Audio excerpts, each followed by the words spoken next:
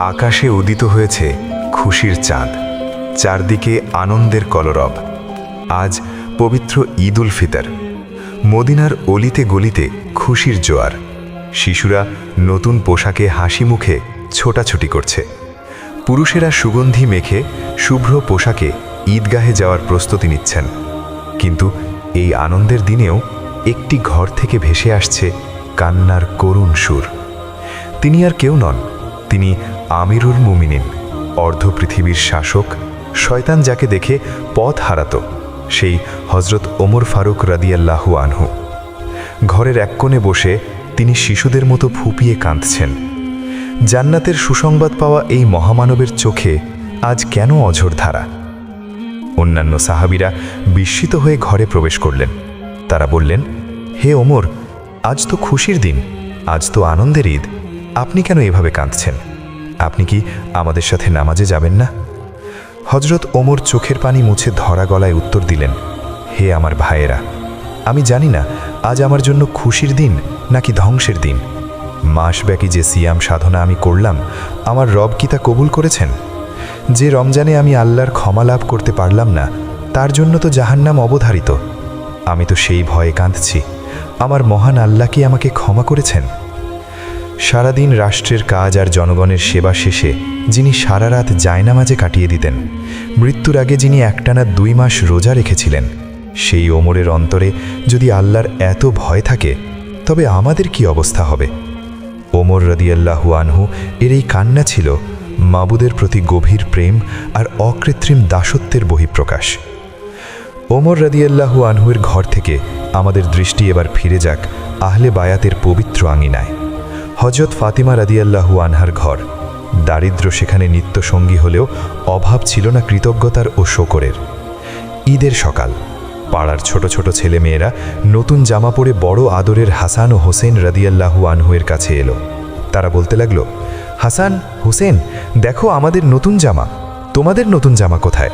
তোমরা কেন সেই পুরনো তালি দেওয়া পোশাক পরে আছো? নিষ্পাপ শিশুদের মনে এই কথা তীরের মতো বিঁধল। তারা দৌড়ে ঘরের ভেতরে মায়ের কাছে গিয়ে বায়না ধরল, আম্মা, সবাই নতুন জামা পরে ঈদগাহে যাচ্ছে, আমাদের নতুন জামা দাও, আমাদের সুগন্ধি মাখিয়ে তৈরি করে দাও। মাতা ফাতেমার কলিজা ফেটে যাচ্ছিল। ঘরে এক টুকরো নতুন কাপড়ও নেই।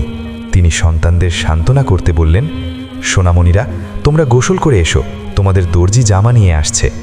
সন্তানেরা খুশিতে গোসল করতে গেল, আর মা ফাতেমা রাদিয়াল্লাহু আনহা জায়নামাজের রুটিয়ে পড়লেন। দুফোঁটা চোখের পানি ছেড়ে বললেন, হে আল্লাহ, আমি তো আমার সন্তানদের মিথ্যা সান্ত্বনা দিয়েছি। মা হয়ে যদি আমি তাদের সামনে মিথ্যাবাদী প্রমাণিত হই, তবে আমার বুক ফেটে যাবে। হে রাব্বুল আলামিন, আপনি তো সব জানেন, এই বিপদ থেকে আমাকে রক্ষা করুন। মায়ের চোখের পানি আর আর্তনাদ আরশের মালিকের দরবারে কবুল হয়ে গেল। হাসান ও হোসেন গোসল করে আসতেই দেখা গেল এক আগন্তুক তাদের হাতে অতি চমৎকার 2টি পোশাক দিয়ে চলে গেলেন। হাসান হোসেন খুশিতে আত্মহারা। হযরত আলী রাদিয়াল্লাহু আনহু ঘরে ফিরে সন্তানদের গায়ে জান্নাতি পোশাক দেখে অবাক হলেন। ফাতেমার সমস্ত ঘটনা বর্ণনা করলেন। তারা বুঝতে পারলেন, এই দর্জি দুনিয়ার কেউ নন, স্বয়ং আল্লাহর প্রেরিত ফেরেশতা, যিনি জান্নাত থেকে 2 রাজপুত্রের জন্য উপহার নিয়ে এসেছেন। এই পবিত্র পরিবারের ত্যাগের ইতিহাস এখানেই শেষ নয়। একবার হাসান ও হোসেন খুব অসুস্থ হয়ে পড়লেন। আলী ও ফাতেমা রাদিয়াল্লাহু আনহু মানত করলেন, সন্তানরা সুস্থ হলে তারা 3টি নফল রোজা রাখবেন। আল্লাহর রহমতে তারা সুস্থ হলেন। শুরু হলো মানত পূরণের রোজা। কিন্তু আফসোস, সেহরি খাওয়ার মতো ঘরে কিছুই ছিল না। শুধু পানি পান করে তারা রোজার নিয়ত করলেন। সারাদিন হাড় ভাঙা পরিশ্রম করে আলী রাদিয়াল্লাহু আনহু কিছু জব নিয়ে এলেন। ফাতেমা রাদিয়াল্লাহু আনহা তা পিষে রুটি বানালেন। ইফতারের ঠিক আগ মুহূর্তে দরজায় শব্দ হলো, আমি এক ক্ষুধার্ত মিসকিন, আমাকে কিছু খেতে দাও। নিজেদের পেটে ক্ষুধা থাকা সত্ত্বেও তারা সবটুকু খাবার ওই মিসকিনকে দিয়ে দিলেন এবং পানি দিয়ে ইফতার করলেন। দ্বিতীয় দিনও একই ঘটনা। এবার দরজায় এক এতিম বালক। আবারও তারা নিজেদের খাবার বিলিয়ে দিলেন। তৃতীয় দিন এলো এক যুদ্ধবন্দী। 3 দিন যাবৎ উপোস থাকা সত্ত্বেও হযরত আলী ও ফাতেমা রাদিয়াল্লাহু আনহু সেই বন্দির ক্ষুধা মেটালেন। টানা 3 দিন অনাহারে থেকে তাদের চেহারা শুকিয়ে পাণ্ডুবর্ণ হয়ে গেল। নবী করিম সাল্লাল্লাহু আলাইহি ওয়াসাল্লাম যখন তাদের বাড়িতে আসলেন, তাদের অবস্থা দেখে তার চোখ ভিজে এলো। তিনি বললেন, ফাতেমা, তোমাদের এই ধৈর্য ও ত্যাগের প্রতিদান স্বয়ং আল্লাহ দিবেন। এখন চোখ রাখি রাহমাতুল্লিল আলামিনের ঘটনায়। চারিদিকে আনন্দ ছড়িয়ে পড়ছে। আকাশে শাওয়ালের চাঁদ ওঠার পর মদিনার প্রতিটি ঘরে ঘরে খুশির জোয়ার। ছোট ছোট শিশুরা নতুন পোশাক পরে একে অপরের সঙ্গে হাসাহাসি করছে, খেলছে। চারিদিকে শুধু আনন্দের গুঞ্জন। কিন্তু এই হাজারো হাসিমুখের ভিড়ে রাস্তার এক কোণে ধুলোবালির ওপর বসে কাঁদছিল একটি ছোট্ট শিশু। সবার গায়ে নতুন পোশাক, অথচ তার গায়ে শত তালি দেওয়া জীর্ণ এক জামা। সবার মাথায় বাবার হাত, অথচ তার মাথার ওপর নেই কোনো ছায়া। যখন পুরো মদিনা উৎসবে মাতোয়ারা, তখন এই ছোট্ট শিশুটির বুক ফেটে কান্না আসছিল, কারণ তার বাবা পাশে নেই। ঠিক তখনই সেই পথ দিয়ে যাচ্ছিলেন মানবতার কাণ্ডারি, দয়ার নবী হযরত মুহাম্মদ মুস্তাফা সাল্লাল্লাহু আলাইহি ওয়াসাল্লাম। শিশুটির কান্নার শব্দ রহমতের নবীর কানে পৌঁছতেই তিনি থমকে দাঁড়ালেন। পরম মমতায় শিশুটির পাশে বসলেন তিনি। নিজের হাত দিয়ে শিশুটির চোখের পানি মুছে দিলেন এবং মাথায় হাত রেখে জিজ্ঞেস করলেন, হে বৎস, আজকের এই আনন্দের দিনে তুমি কেন কাঁদছ?